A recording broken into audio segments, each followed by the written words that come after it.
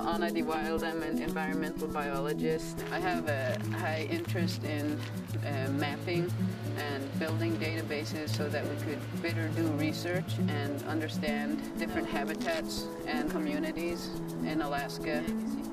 Laona is an Athabascan word for the meaning the rock, and it was given to me by my late mother, Amelia. And we grew up in the Koikon Athabascan region outside of a village called Husalia. When I grew up, my mom was, she really was connected to her traditional beliefs as far as just having respect for the land and for the animals, and acknowledging that like water had a spirit and that the wind had a spirit. You know, every day of our life when we grew up, somehow or another that came up in what we were doing. If we killed an animal, we had to give thanks for it.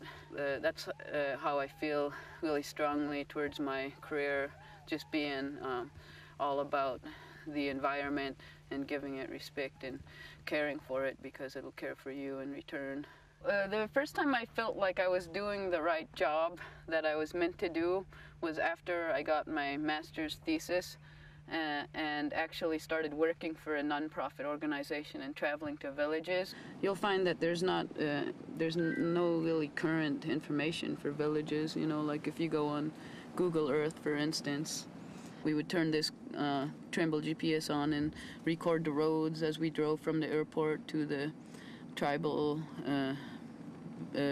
building or to the hall, and then we'd start mapping all the contaminated sites. So this site right here we feel would really represent impacts into surface water after Fairbanks. So any pollution from road runoff or petroleum products from the airport, it may show up here. All these green dots are the villages.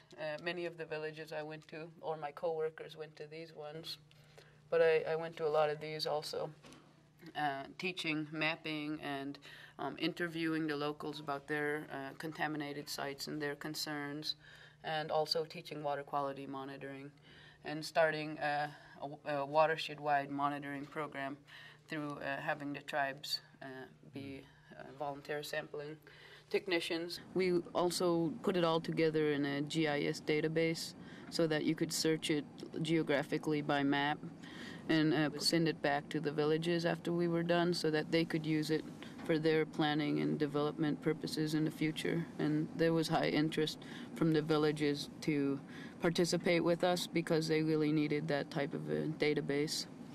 One of the things that we feel that's really important and that could be done right now is for people in the villages to learn how to map and use GPSs and record these observations and start recording what they're seeing right now and what's going on.